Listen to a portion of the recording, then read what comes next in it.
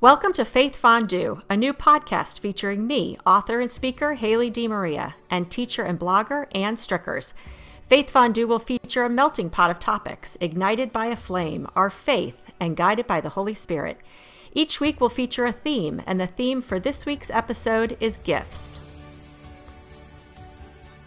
Ann, happy fourth Sunday in Advent. Hi, Haley. Yes, the final leg of our Advent journey. This is the week of December 20th, 2020. Now, thinking back to last week's theme of joy, Haley, I'm wondering where you might have found joy in this past week. So I found joy close to home. It was my son's birthday, and I'm not sure how joyful he found it because it was his midterm week. But I think that's been a challenge for everyone this year, is to find joy maybe during a time that isn't so fun. But you know, it's always a joyful time at Christmas in our house with the Christmas lights, and then also celebrating his birth during the Christmas season. I am an August birthday, so I don't have that sort of combo birthday Christmas problem. But so for me, my kids always bring me the most joy, and for this week, it was Edward. How about you? Happy birthday, Edward. You know, it was my niece, Lucy. It was her birthday, and I called her on her birthday, and she said, so she's 12, not officially 12 until 9 p.m., 9:07 p.m., because that's when she was born.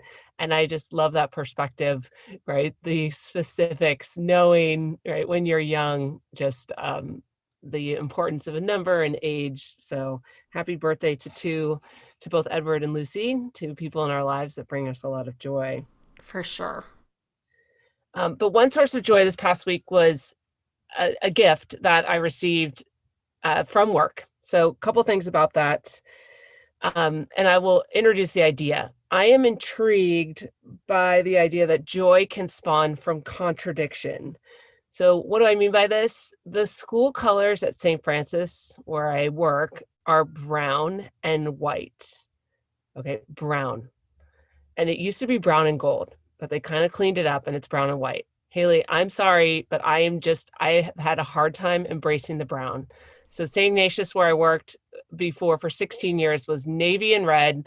As someone who's fairly preppy, it could not get any better than that. As a Notre Dame fan, you and I both know, blue and gold, and then we have that great accent color of green. So we have some leverage. But when you have brown, you're forced to just embrace the brown. As our friend Father Tom said, brown is the new black, right? You have to be brown, baby, is what we say. So yeah, I have to tell you, Anne, I remember when you first told me that you were taking the job there, and I remember thinking, St. Francis, my cousins went there. And they did, many years ago. My cousins were St. Francis students back in the 80s. And so I pulled it up online to see where you were going, and I saw brown, and I thought, brown, that's a really interesting school color.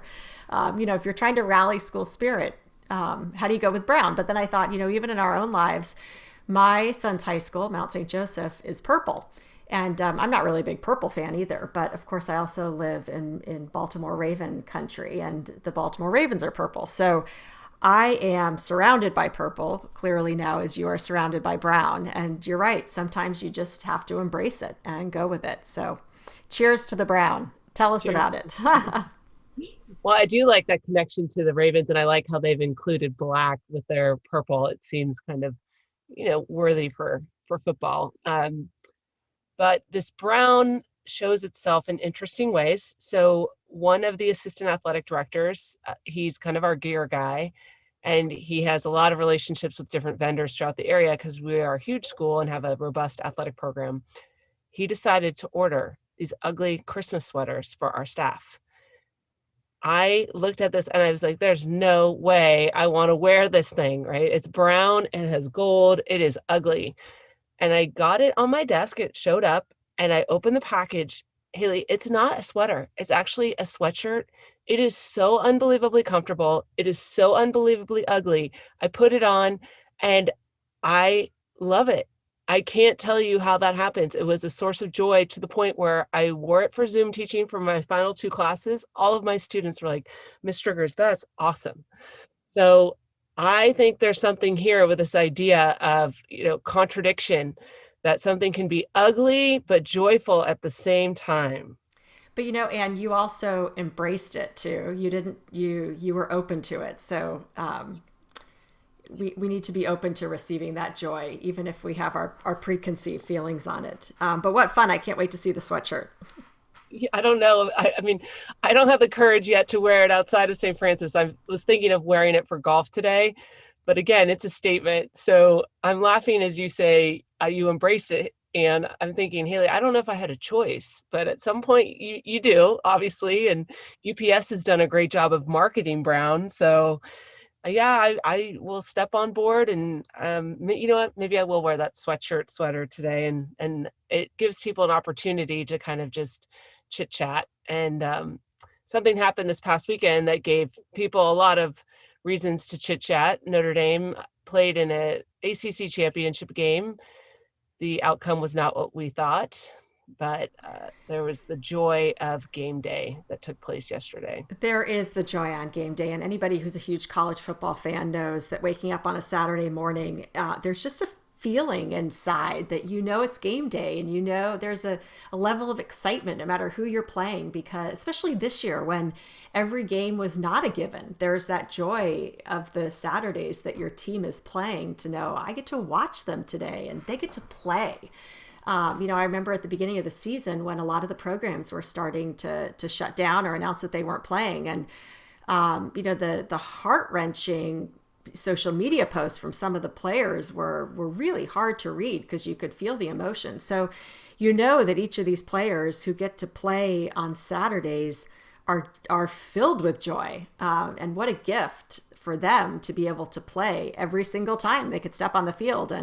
And what a joy and a gift for us, to wake up and know that big game was coming, and to connect with others in a way, right? That's the good side of social media is, we can reach out and watch the games together even though we are physically distant.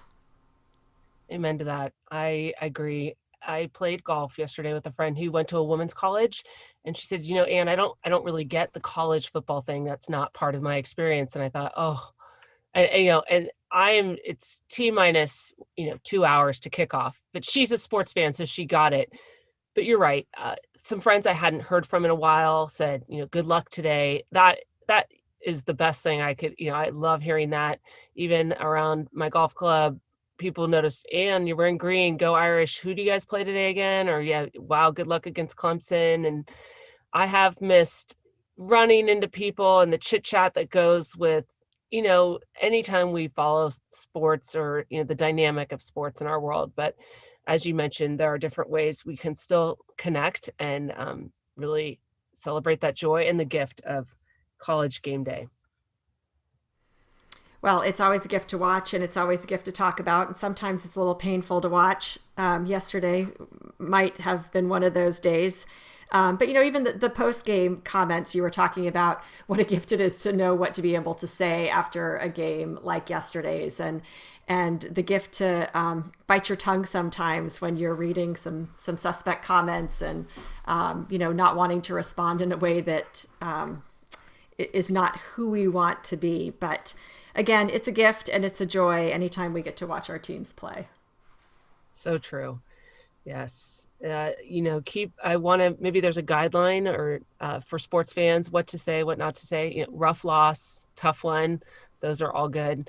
Haley, you were so right when you said no snarky comments. Those are appreciated. On behalf of the person who's on the losing team, I need to hold my tongue, right? And got to support the team. And I did wonder for the team what that bus ride that, we've all been part of something that hasn't turned out, but that must have been a tough bus ride home. So perspective always helps. And hey, we will play again, and hopefully we'll play better against Alabama. We'll see. Well, and the snarky comments are always the toughest one for me, especially when they're about the players and the team, because nobody wanted to win more than they did. We think we as fans or alums really, really, really want the teams to win. That doesn't even come close to how the players are feeling. Yeah,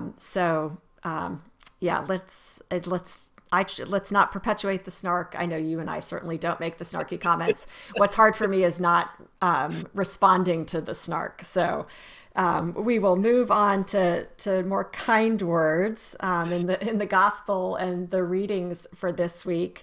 One of the ones that really stuck out to me comes from a first reading of Isaiah that just starts with the people who walk in darkness have seen a great light. And, what a great sentence, passage for this entire year.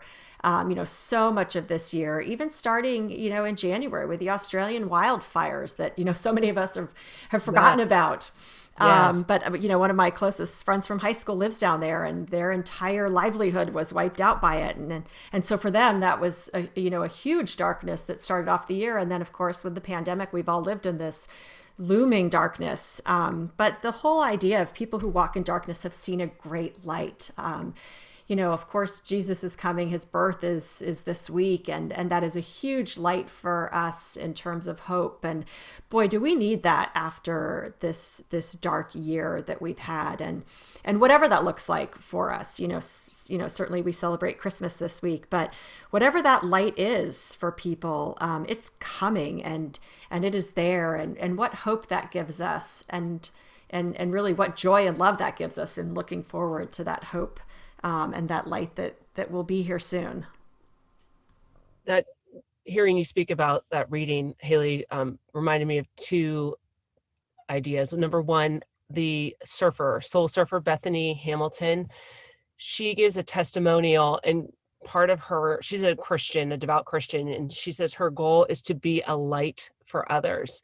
And I've always remembered that. So yeah, you're talking about the reality of the darkness, and that the light that we're looking towards, but we can be that light, right? Like she says, she feels called to be a light for others. And I think she is as she surfs and continues to surf, with one arm, and rising to that challenge and just proclaiming her kind of personal motto as a Christian. And the other is, a non-religious setting, Pantone, the color,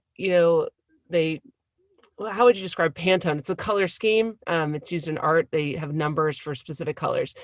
They designated 2 colors for 2021. The first one was ultimate gray, and the second one is illuminating yellow. So the gray speaks about the past, like 2020, like what so much of what we experience. Gray is kind of this ambiguity. It's not black, it's not brown, it's not necessarily cheerful, but it's not necessarily depressing. I mean, gray is, there are some beautiful grays, but this gray is ultimate gray, and I would encourage people to look at it. I'll include it in the show notes. But when you pair it with this illuminating yellow, it's almost like a bright yellow of a lemon, right? Like almost on the verge of fluorescent, and it lives up to the name, illuminating.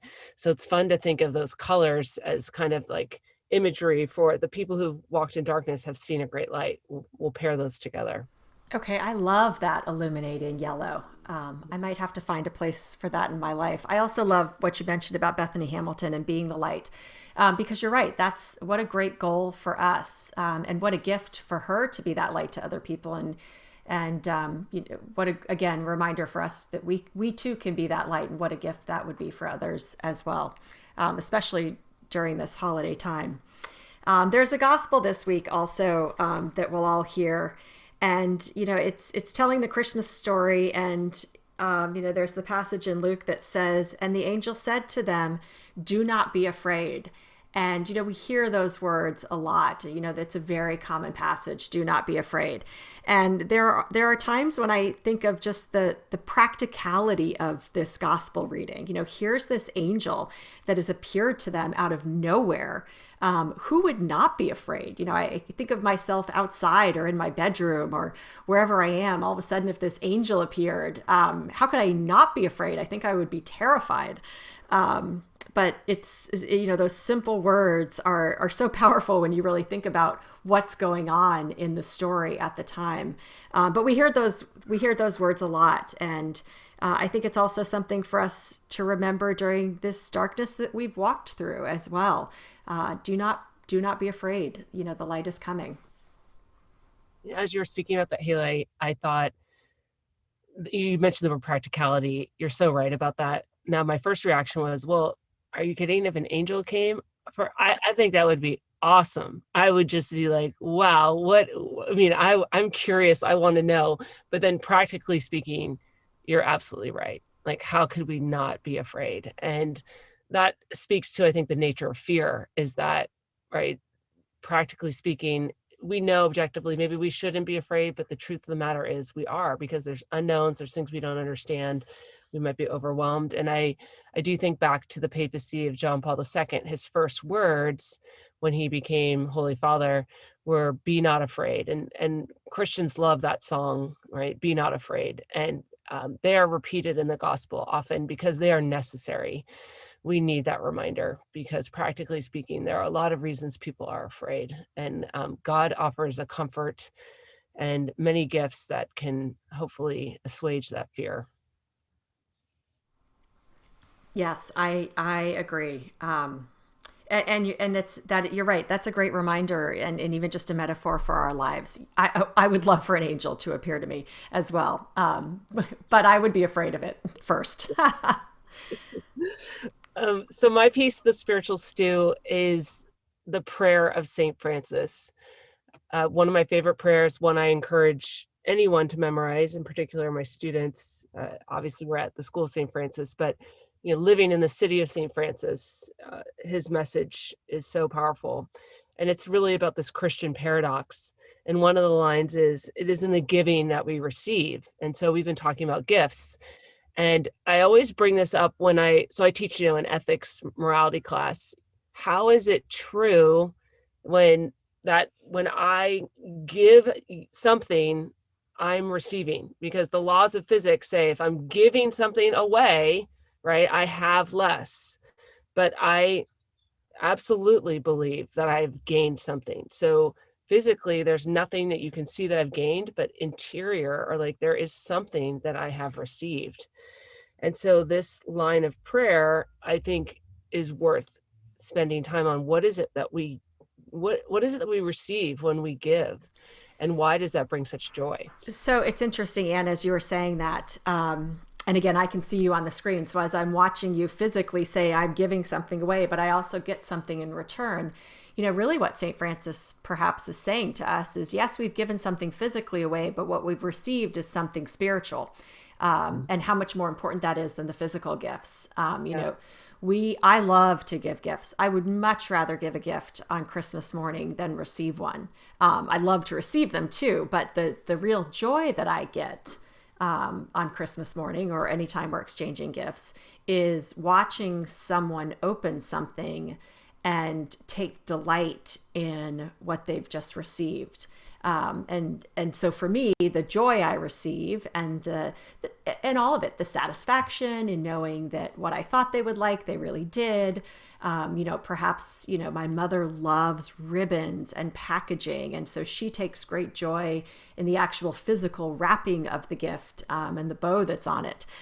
So I don't put a lot of bows on gifts, but boy, my mom gets, the biggest ones I can find because I know she loves them.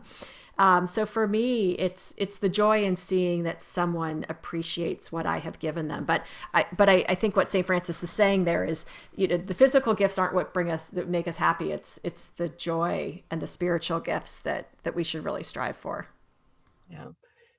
Haley, I think we're cut from the same cloth because my mom as well loves, and she is talented at the packaging. And I think of that brings me joy, right? To know that that's something that's part of her gift giving, right, mechanism. For my dad always finds cards for us, and it's very sweet how he picks each one individually. So for him, that's the giving, right? And that he receives that joy and that love of finding, a card that says the message he wants his son or his daughters to hear. So yes, there are many different ways we can give gifts, I think, is what I'm learning from this conversation. And there's many ways to give gifts. And one of the passages of scripture that I looked at was 2 Corinthians verse 9. It says, "The Lord loves a cheerful giver." And it is when you've gotten that gift and it's special for someone, it's so easy to be cheerful. But I think of those years where I've gotten a gift and I'm not that fired up about it, and maybe I'm not as cheerful. But the idea is we give gifts because we can and we want to, right? We wouldn't. I mean, maybe some of them are obligatory, I suppose. But in those obligatory gifts, why not be a cheerful giver and also be a cheerful receiver? It can be on the receiving end of gifts, sometimes you don't know what you're getting. In my family, you might, because you might be some of the family members who ask specifically for what they want. There are two camps, those who tell you what they want and those who are open to surprises. But to be a cheerful receiver means just to recognize this is a gift. A gift is freely given. There should not be expectations with a gift. It is a grace. And I think that's part of the real message of Christmas, is that we ought to give gifts, right? Not because we feel obligated, but because we want to. And that's part of the cheer that the Lord loves.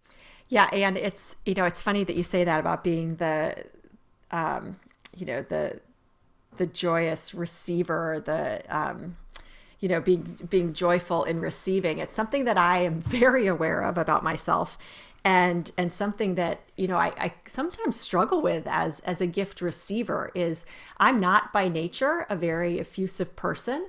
Very rarely am I going to open a gift or really experience anything and say, "Wow, this is amazing! I love it." It's just not me. That's just not my personality. So when I do open a gift that I know someone is really excited to give to me and really excited to see my reaction, it's sometimes uncomfortable for me because I want to give them the reaction that will show them how I feel.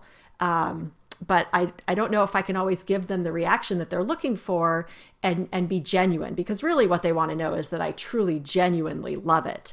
But I see the difference in my own family because I have one son who thinks everything is amazing. And, I always say if I burnt his toast in the morning, he would say, "Mom, this is the best burnt toast ever." So I do have one child who is a very effusive and joyful, cheerful receiver of a gift. And I have another one who's very much like me, who's, will say, "Oh, wow, thanks, Mom." And that's his way of saying, "I really love this, but I'm getting yeah, thanks, Mom." So I will do better to be a genuinely cheerful receiver of gifts. And yes, we do always want to be a cheerful giver, because there's nothing, you wouldn't want to be someone who's begrudgingly giving a gift or giving a gift out of obligation. That's not truly a gift. A gift is something we give freely and should give cheerfully. I love those words. Well, our homily today invited us to take some time for silence this week. And I thought, as you were speaking, how can we best receive our gifts that we've been given by God, by our family, in a way that's true for us? I don't think we should be who we're not, and we should appreciate, for how people do receive our gifts and how we can be that cheerful giver.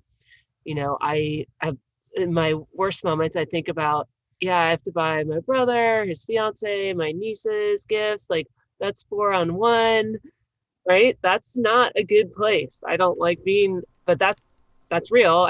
I've been there as I'm shopping for the 4th one, Sure. so to speak. But that's not the spirit of Christmas. So there is something I will pray with this week in our gifts. Yes, absolutely. So, I mentioned it was Edward's birthday this week, and it was really funny when we sat down to open gifts. We were sitting at our kitchen table, and he had his pile of gifts on one side, and he looked over and he just said to me, "Do you have your list?" and I knew exactly what he was talking about. And really what he was asking is, "Do you have the list that you're going to make of the gifts that I get? Because I know you're going to make me write thank you notes." And it just made me chuckle, because he knew I would expect that of him. Because for us and for me, it's important that we show the gratitude for the gifts that we receive. I'm always grateful when he has friends who send thank you notes, because there's not, I've heard plenty of times, how come I'm the only one that has to write these? It also doesn't help when your birthday's 10 days before Christmas and you have to write thank you notes after your Yep. birthday and thank you notes after Christmas, which, at this point he's 16, 17. So it's fine. But when you're 8, that's a lot of writing to have to do when you're not in school. But it really made me think about, clearly thank you notes are important to me. I believe in the power of a handwritten note. You're not going to get a thank you text from me. It's always going to be, something that's handwritten, and that's always been very important to me. But it made me think about, the gifts that we receive from our faith, and the gift of Jesus's birth, and the gift of our salvation, and just the gift of prayer, and the constant gift that we have because of what we believe and who we are. And I started thinking, how do I write a thank you note for that? How am I showing my for someone for whom thank you notes and gratitude is so important? How am I showing gratitude for my faith? What thank you note am I writing to God for these gifts that He has given me? And I'm not sure I have an answer for that. I have never sat down and wrote a thank you note to God. My there are prayers of gratitude, and I guess that's our way of talking to Him. But it made me realize, for someone for whom writing and showing gratitude is important, how am I living my life that really shows my appreciation for my faith? And so for me this week, that's my takeaway. How am I going to live my life in a way every day that shows the gratitude that I have for this gift we're about to receive at the end of the week, which is, the birth of our Lord. Haley, I had never thought about writing a thank you note to God, and I don't know how or why I hadn't. For example, growing up, having gone to Catholic school, every year during Catholic Schools Week, we would write a letter to our parents, thanking them for the sacrifices they make to send us to Catholic school. I too grew up in a home where you better believe that thank you note gets written, and I've heard over the years when someone doesn't write a thank you note, then my mother will say, I wonder if they got the gift.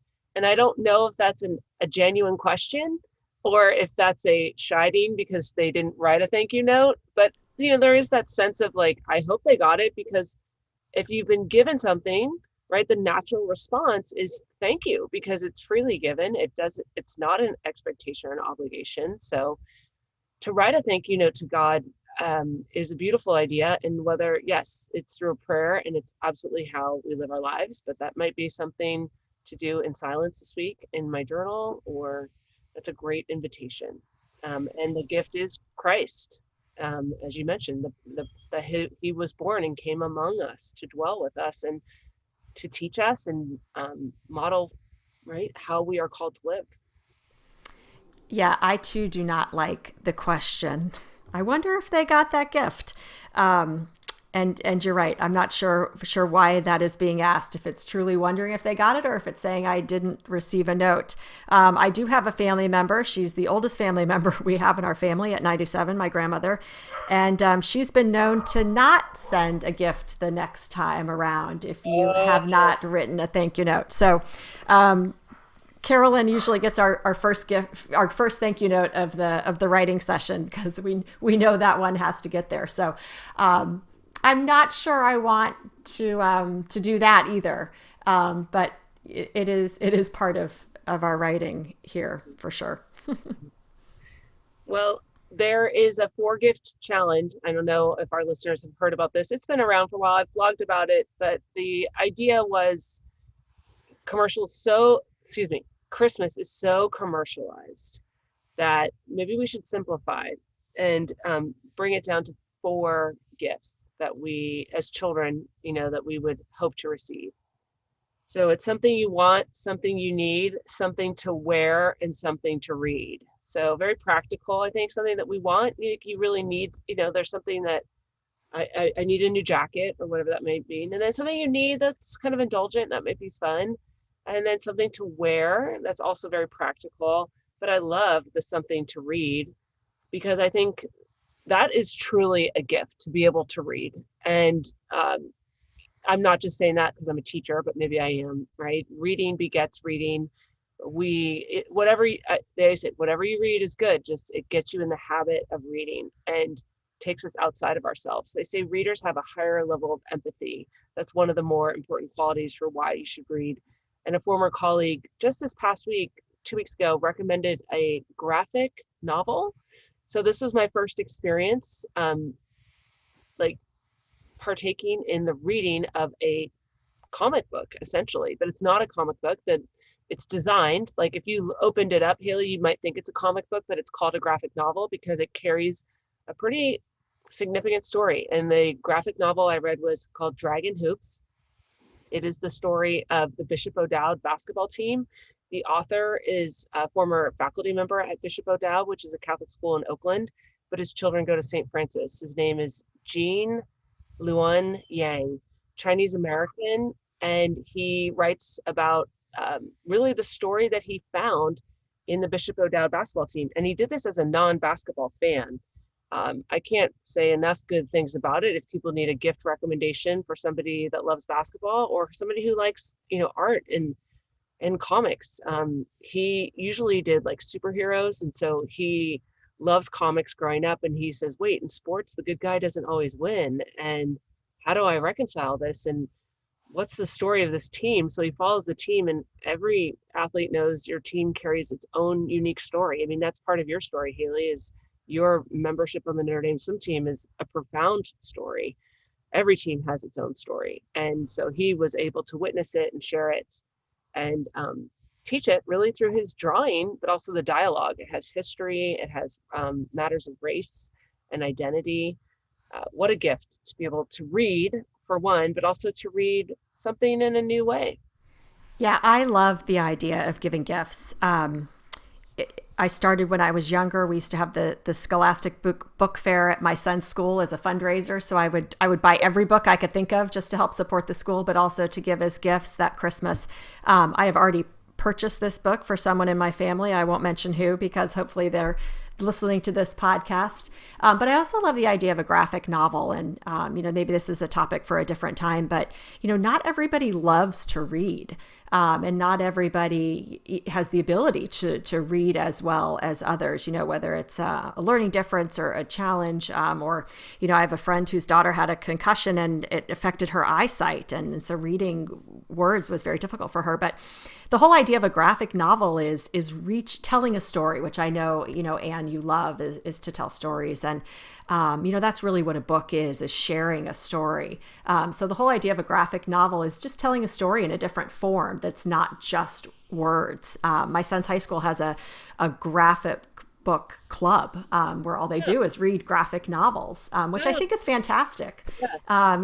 They've got this great, parallel program for students with learning differences, and it's a way to create a book club that, is really accessible and enjoyable to everyone. And that's a gift, that gift of inclusivity and recognizing that, everybody loves a great story. And, sports are such a great vehicle for telling stories. And, who knows, maybe the author will become a sports fan or a basketball fan, or at least see a different side of sports beyond just the competition. There's, as you know, and we all know, there's so many great lessons to be learned through sports. So I'm excited to read this book. I might have to read it before I wrap it.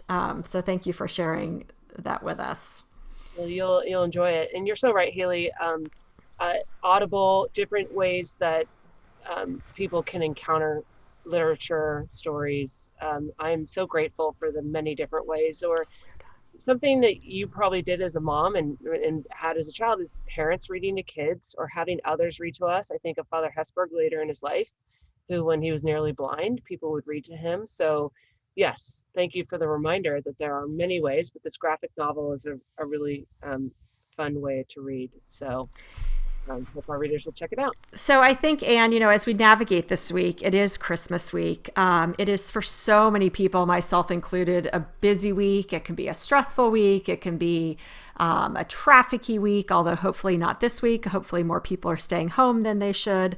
But I hope that everyone, as they're purchasing their gifts, as they're wrapping the gifts, can really take the time to think about what that means, and to be grateful for the ability to buy a gift for someone and to share a gift with other people, and to also look at the gifts that we have that you can't wrap. Really the most important gifts, as St. Francis shares with us in his prayer, in receiving, in giving we receive, and the reception of that joy of being able to give a gift is really what's most important as we give gifts. The meaning behind them, the thoughtfulness of it, the ability to have people, and just to have people to share gifts with. Let's remember also those who are alone this week, and as we move through the Christmas weekend.